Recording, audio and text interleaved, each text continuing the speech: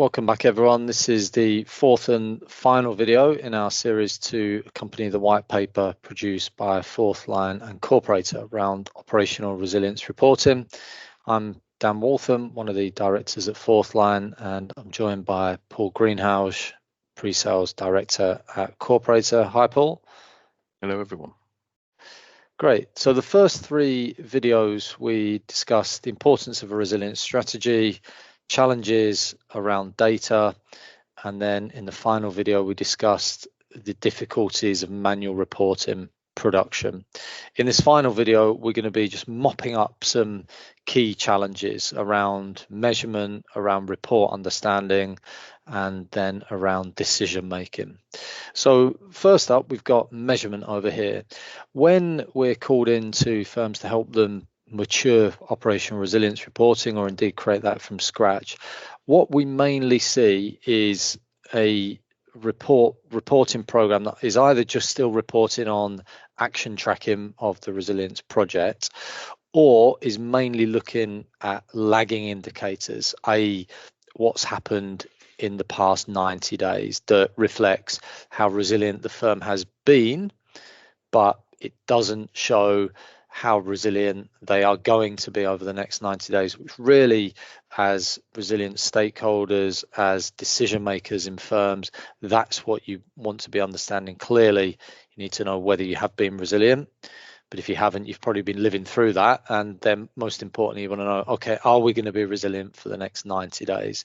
So developing those forward-looking risk indicators, key risk indicators, key resilience indicators is key to the program, and ensuring there's a really nice blend of both backward and forward looking indicators. So examples might include around the third party pillar. Your KPI might be number of material or critical suppliers onboarded in the last 90 days. Your KRI, your forward looking KRI, might be the percentage of onboarded critical material suppliers with outstanding due diligence. You might want to understand as a KPI the number of resilience impacting change projects completed, or how many outstanding resilience actions have been closed. A nice KRI to complement that might be the percentage of in-flight resilience impacting projects or change projects that are behind schedule. So you can see there's a really nice linkage between the two areas, and creating that balance is key for meaningful resilience reporting. Secondly, a big challenge we're seeing is around stakeholder understanding. So the execs, the decision makers that are going to be consuming the report. So very often firms are expected to produce red, amber, green reports. Absolutely still not a bad thing and still very relevant for operational resilience, but resilience reporting is potentially a little bit more nuanced, and it isn't necessarily a race to green. Remember, one of the key value drivers of resilience is identifying where you're vulnerable, knowing where you're vulnerable, and then knowing the actions that you need to take you to a place of non-vulnerability, or accepting that vulnerability, for example. So some of those vulnerabilities, particularly around legacy technology, may take several years to actually correct. If you've got to wait till a supplier runs to the end of their contract, and then you've got to procure, test and onboard a new supplier, particularly for a core system, that could take 3, 4, 5 years indeed to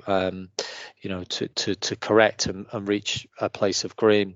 Likewise, when it comes to oversight of third parties, and specifically I'm thinking about critical third parties here, your AWS's, your Microsofts, for example, it's going to be very difficult for the majority of firms to get the level of risk oversight and comfort that they want from those relationships.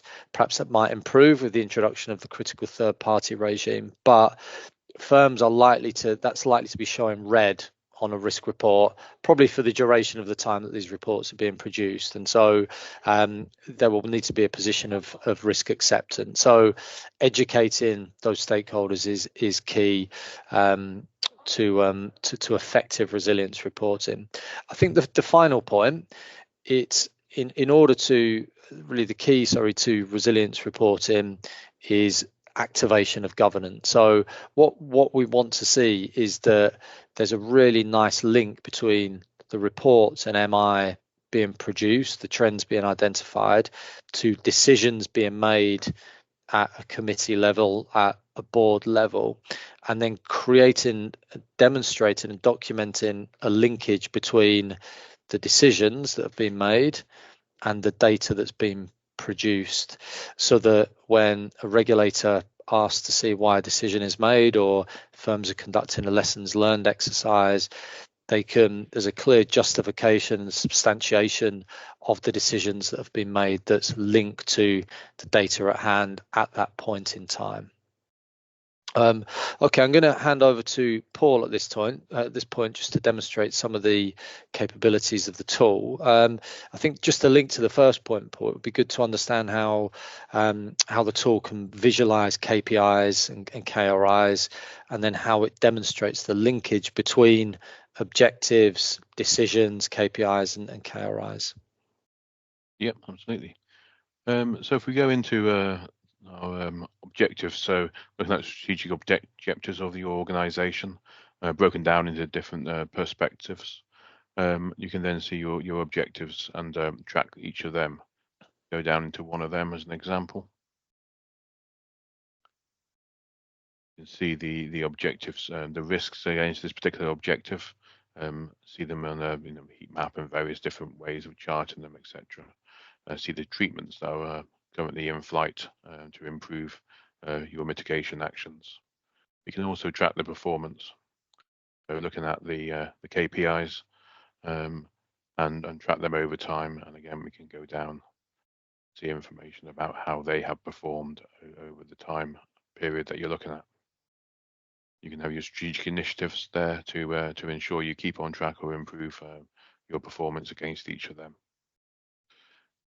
If we're looking at the KRIs, we can look at KRIs, the current status, the trend over time, the current value, who owns that particular KRI, what red, green, amber actually means. You can have a little spark chart to see the trend over time at a glance, and then understand where that's data coming from and how it's being collected and any related risks to that data. You can also do things like look at trends over time in a more graphical RAG status format.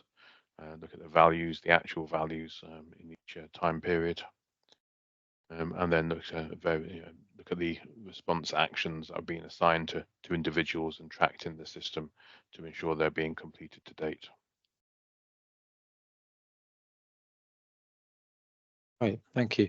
And then how do we move from there to some sort of tangible report, either a physical report?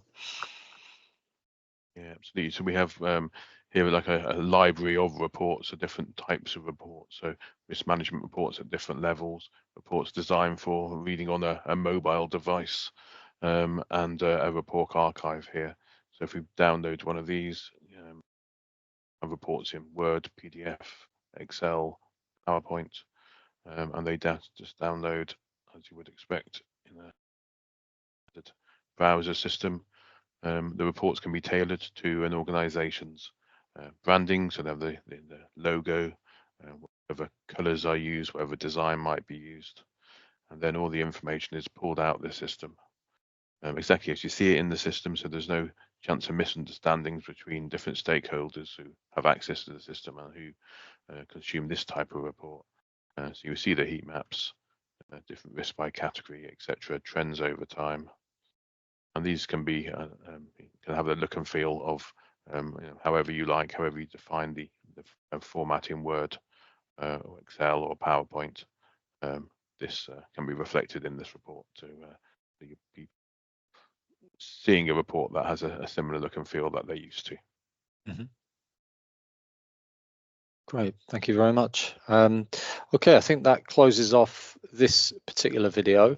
Please download the white paper if you haven't already. Lots more insight included in the paper, and please get in touch with either myself or Paul if you'd like to discuss anything that we've talked about in more detail. Thanks, Paul, and thank you, everyone. Thanks, everyone.